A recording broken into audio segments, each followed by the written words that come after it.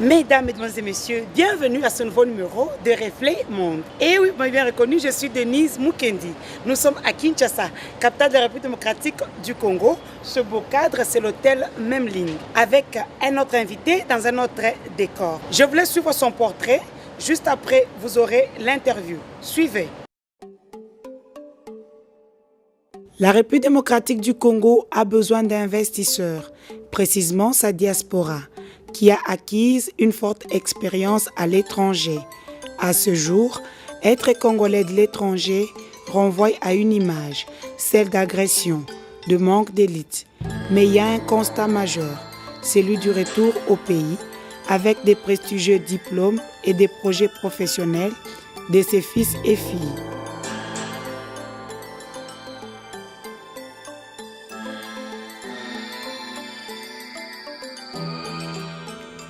La diaspora congolaise a toujours eu la force de prendre son destin en main. L'existence de chacune d'entre elles est une belle leçon de courage et de dignité. Mais il faudrait pourtant que cette diaspora saisisse l'opportunité de cette main tendue du président Joseph Kabila Kabange et de son gouvernement dans cette période de reconstruction nationale et choisir la place qu'elle mérite pour le développement et l'émergence de la République démocratique du Congo.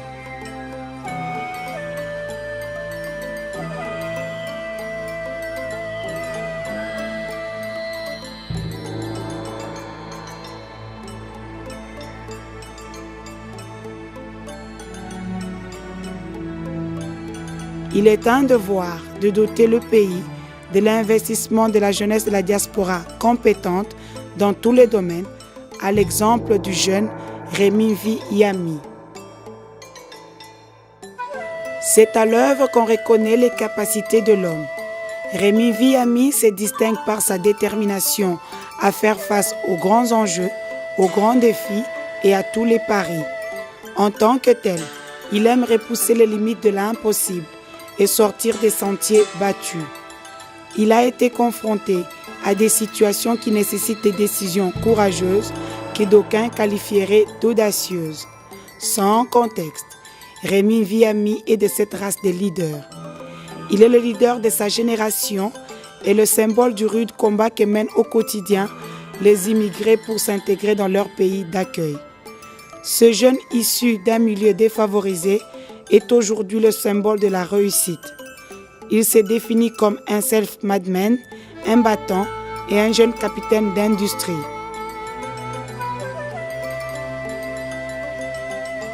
Né donc pour élever les défis, Rémi Yami aura donné et continue à donner le meilleur de lui-même à son pays d'origine, la République démocratique du Congo. Son leadership s'est forgé à l'ouvrage. Et c'est à juste titre que nous lui rendons des hommages mérités. Et oui, diaspora congolaise, levez-vous, car le plus dur commence maintenant pour un Congo uni, fort et prospère.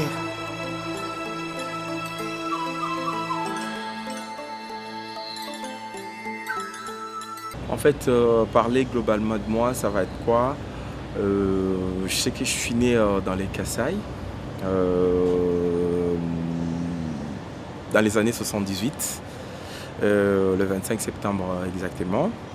Et que oui, j'ai passé une grande partie de ma scolarité, si vous voulez qu'on parle scolarité, dans les Kasaï, et puis l'université de Kinshasa, une autre partie de mes études supérieures en France. Et puis, je peux dire que depuis plus d'une dizaine d'années, donc 15 ou 20 ans par là, je suis installé je suis entre la France et le Congo, où je travaille dans le secteur du bois, exactement dans l'industrie de la première transformation du bois.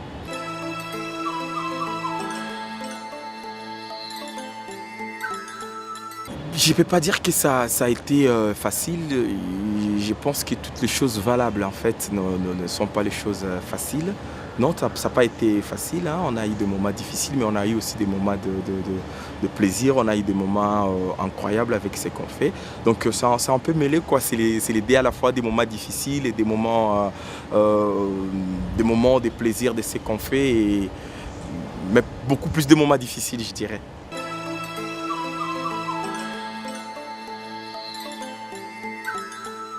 Bon, en fait, aujourd'hui en République démocratique du Congo, il faut dire que nos premiers pas, c'était avec 12 personnes seulement. Et là, avec notre nouveau projet d'installation d'unités de transformation, nous partons plutôt vers 50 personnes permanentes dans la ville de Kinshasa.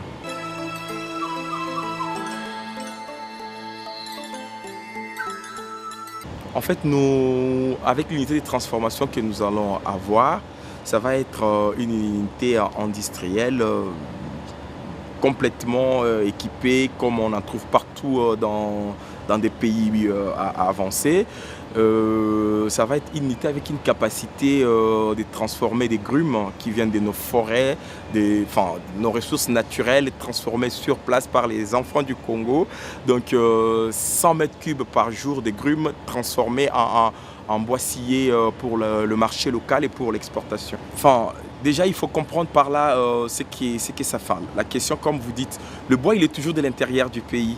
Je ne sais pas qu'est-ce que vous mettez dans le concept intérieur du pays. Bon, déjà, avec l'usine de transformation, il faut déjà dire qu'à Kinshasa, nous allons donner 50 emplois durables dans la ville de Kinshasa avec l'unité de transformation qui recevra des grumes. Mais il faut aussi noter par ailleurs que nous donnons aussi de l'emploi en direct aux gens installés à l'intérieur du pays, ceux qui nous vendent des grumes, aux entreprises qui ont été converties, en fait, dont les titres forestiers ont été convertis, j'y arrive, donc qui prennent leur bois à l'intérieur et qui donnent aussi du travail à des milliers de Congolais, quoi.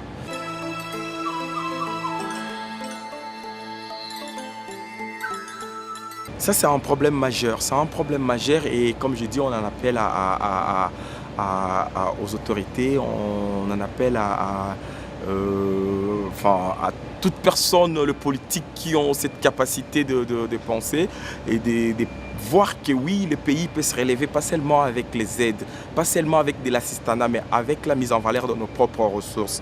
Et aussi à ces gens de bonne foi qui comprennent que nos populations, même s'ils sont dans la souffrance, ne doivent pas être instrumentalisés. Vraiment, je souligne ce mot-là, instrumentalisés pour des fins parfois politiciennes. Nous avons un problème sérieux. Ce problème sérieux, c'est lequel? C'est que sur la voie où il y a notre usine, où nous sommes en train d'installer notre usine, une certaine catégorie de population que j'appellerais sinistrée s'est installée sur la servitude publique. Alors, le problème aujourd'hui est qu'avec le véhicule qui passe avec des grumes, qui passeront chargés des grumes, avec les engins lourds qui passent, cette population est aujourd'hui en danger.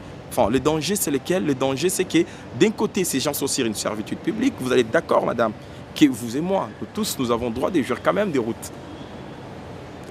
Les investissements aussi. Quand on amène des projets comme ça et qu'on ne peut pas évoluer parce que les routes sont, je vais dire, squattées par une catégorie de population et que derrière, il y a des hommes politiques qui instrumentalisent tout cela pour faire des chantages aux entreprises, je dis quand même qu'il y a un sérieux problème dans ce pays. Et voilà, c'est pour ça que je vous ai dit d'entrée de jeu, on a des moments de plaisir dans ce qu'on fait, mais on a aussi des moments de peine. Et ces moments de peine, c'est là de voir des populations aujourd'hui installées sur des voies publiques.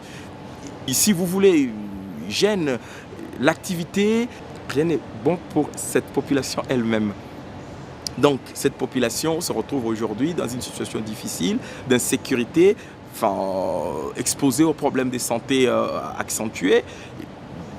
Moi, je ne sais pas... Qu'est-ce qu'on peut dire? Vous voulez qu'on dise comme tout le monde, qu'on en appelle à l'autorité de l'État? Et là, je ne pense pas que ça ne demande pas de l'aide extérieure pour le remettre à la place qu'il faut, du moment où surtout qu'il existe des places pour ces genres de personnes. Oui, c'est un problème sérieux que nous avons, ces problèmes des gens qui se mettent sur le voie publique, qui sont carrément installés sur les voies publiques et empêchent l'activité et s'exposent eux-mêmes à des risques que je ne craindrais pas de qualifier mortels.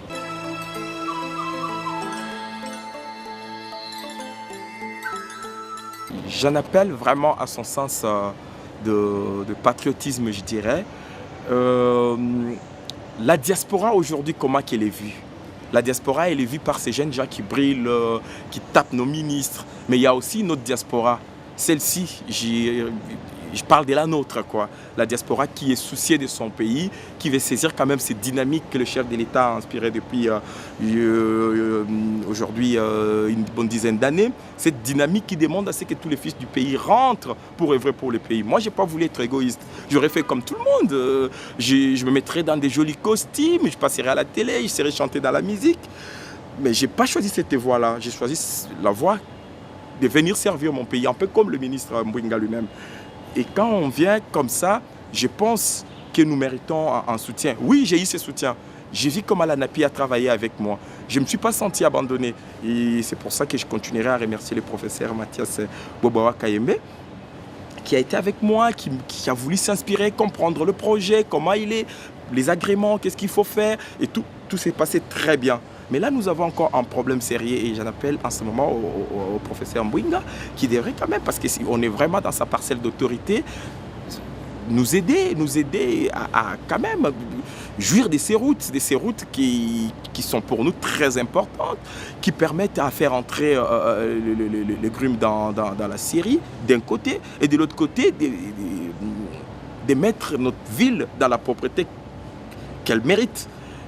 Et aussi plus loin, je dirais, de mettre à l'abri nos populations. Parce que là, comme je dis, la situation qui se pose sur la rue de notre usine, ne profite à personne, sauf à quelques personnes mal intentionnées, quoi. Ni aux populations parce qu'elles sont exposées aux dangers, aux accidents mortels, je souligne, ni à l'État, ni aux investissements, elles profitent à personne. Donc c'est une situation qui mérite à ce que le professeur Mbouinga regarde quand même de près.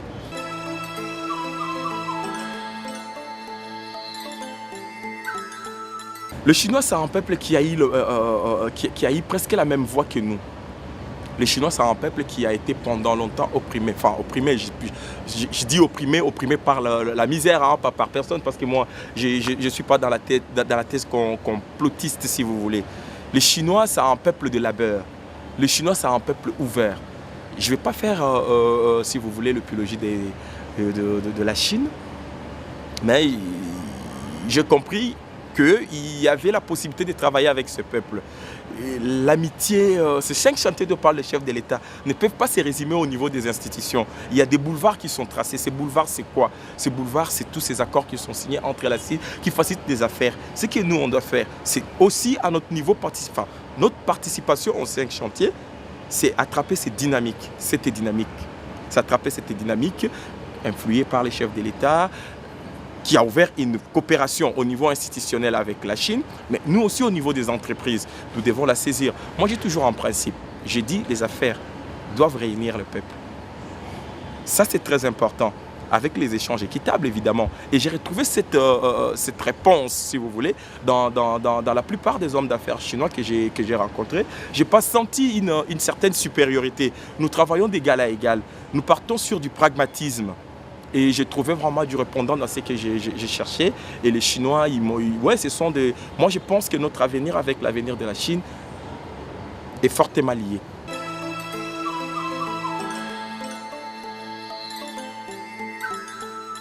Le Congolais de l'étranger, je pense qu'au-delà des manipulations politiciennes, vous savez, nous avons un grand pays, un beau pays, un pays d'opportunités. Nous ne pouvons tous pas devenir des gestionnaires publics. Ce n'est pas la gestion publique qui crée de la valeur. Ce n'est pas la gestion publique qui apporte de l'argent, si vous voulez. Ce n'est pas la gestion publique qu'on gère quand on a gagné. Et on gagne par le travail, l'investissement et le travail. Je pense qu'aujourd'hui, beaucoup de gens regrettent d'avoir investi fortement si vous voulez, dans le vêtement, dans la musique et dans l'alcool, la femme et la boisson, si vous voulez. Beaucoup de gens regrettent. Mais cela ne veut pas dire qu'il faut partir attaquer les autorités. Maintenant, si vous voulez, la bonne revanche, c'est se dire, on arrête avec toutes ces conneries. Comme tout le monde, on comprend que oui, l'air n'est pas la fête, mais l'air est au travail. L'air est au travail, il n'y a pas la fête. Donc, revenons au pays, regardons les opportunités, demandons, informons nos dirigeants que nous sommes là. Nous sommes là, nous voulons travailler pour notre pays. Et je sais bien que de l'autre côté, nos dirigeants, ils sont très attentifs à nous. Nous brouillons le message. Nous brouillons le message. Le message ne passe pas très bien. Nous faisons de nos alliés potentiels nos ennemis. Donc, je demande, enfin, j'essaye, hein, je suis une petite voix, je le sais. Je ne désire pas d'être une grande non plus. Parler, ce n'est pas ce qu'il faut. Mais je prêche par l'exemple. Je suis venu au Congo. J'ai vu qu'il existe des opportunités. Je les ai saisies. D'un côté, j'ai vu l'État, c'est-à-dire par l'agence de promotion des investissements dont conduit le professeur Mathias Bobo à Kayembe. Je suis venu comme tout le monde. J'ai vu que les formalités sont très bien passées. J'ai vu qu'au niveau de la douane, j'ai eu ce qu'il fallait. Je vois qu'il y a des avantages. Ici, chez nous, tout est possible. Donc, perdons pas le temps de taper sur les gens qui peuvent nous donner des opportunités. Évidemment, hein, je ne vais pas entrer dans des combines, si vous voulez, politico-politiciennes. Mais je dis qu'il est possible pour nous, qu'il y a des grandes opportunités au pays et que les autorités, quand on y va comme il faut, ils peuvent nous assister. C'est pour ça que nous continuons de demander d'ailleurs au professeur Bouinga de nous assister à cette situation sur l'avenue de notre usine. Donc oui, que les frères de la diaspora tournent la tête, qu'ils regardent, qu'une période s'est arrêtée, la période de la fête. Maintenant, la période qui s'annonce, ce n'est pas celle de la violence, c'est celle du travail. Il n'y a plus de fêtes, ça je suis d'accord. Mais le travail, il y a du boulot. Il y a des opportunités. Notre pays va décoller. Notre pays, c'est quoi? Notre pays, c'est aujourd'hui environ 7% de croissance, si je ne me trompe pas. Mais c'est énorme. C'est énorme. Nous sommes là, on est né sous si vous voulez, la génération où on a vu les chefs de l'État, Mobutu, l'ex-chef de l'État Mobutu au pouvoir. On n'a jamais vu ce qui se passe au pays. Il faut être avec pour ne pas le voir. On voit le pays avec une croissance à 7%. On voit aujourd'hui des infrastructures qui s'élèvent partout. On voit aujourd'hui que, voilà quoi, des choses peuvent se faire. Les choses peuvent se faire. Donc, perdons pas le temps, revenons au pays, travaillons pour le pays. On sera forcément récompensé.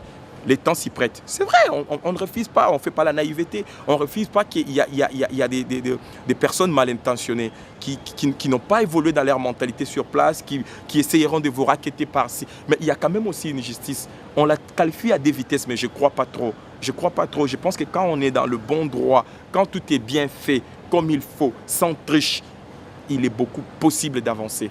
Et si ils viennent avec cet esprit, tous ces frères, tous ces potentiels, tous ces capitaux, parce qu'il n'y a pas seulement les gars qui tapent, mais il y a aussi des hommes qui ont des capitaux, mais qui se posent des questions. Est-ce que le Congo, c'est un pays qui rentabilise les capitaux? Oui, nous sommes dans un pays qui est vraiment en ce moment dans une très belle période pour les investissements, quoi. Donc que tous les frères comprennent que c'est possible, qu'on peut rentrer au pays et faire de très très bonnes affaires.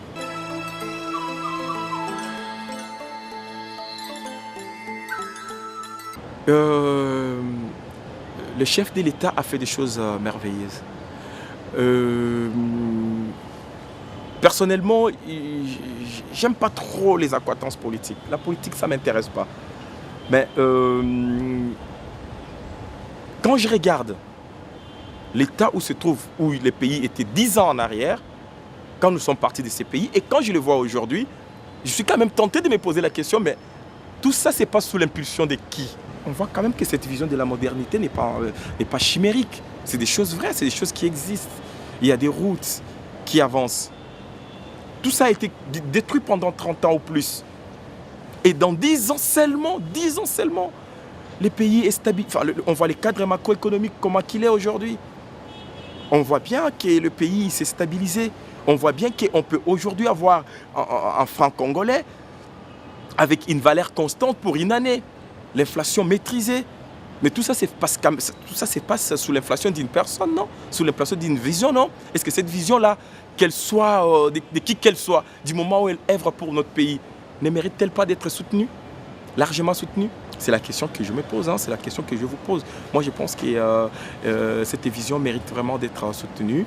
C'est une belle idée de la République. C'est une idée que nous tous, nous devons saisir, quoi. Cette idée sur la révolution de la modernité, on ne dit pas qu'on va devenir New York demain. Mais il est possible pour nous de devenir, d'aller vers de l'avant avec des idées comme ça. Soutenez-les, critiquons ce qui est critiquable, mais encourageons ce qui à l'évidence est encourageable. Donc ces bonnes idées de la République mises en place par les chefs de l'État méritent notre soutien. Et notre soutien, comme je dis, ce n'est pas de scander des slogans dans la rue, ce n'est pas de porter des calicots avec je ne sais pas quel parti politique dessus, mais c'est venir regarder, dire oui, effectivement, un boulevard a été créé, utilisons ce boulevard. Donc quand je parle de ce boulevard, là je ne parle pas des routes seulement physiques, mais un boulevard mental, des jeunes gens qui ont envie de faire changer le pays. Les chefs de l'État déjà s'inscrivent dans cette logique en tant que le premier, enfin comme un premier jeune, il est à peu près de notre génération, c'est notre grand frère évidemment, qui a ouvert une vision et que moi je pense à mon idée, mérite d'être épousé quoi. Et enfin, je me dis que c'est ce que j'ai fait. Et oui, comme je vous le dis souvent, les bonnes choses ne durent jamais. Réflément est terminé pour aujourd'hui. Le temps pour moi de remercier toute mon équipe technique. Je vous laisse suivre le programme de la radio Télévision nationale congolaise, l'église au milieu du village. Vous avez loupé cette émission les dimanches, c'est pas grave. Suivez-la sur www.oneovision.com ou encore sur www.fongolamatoi.net ou encore sur notre nouveau site www.denismukendi.com. Je vous dis au revoir et à bientôt pour un nouveau numéro.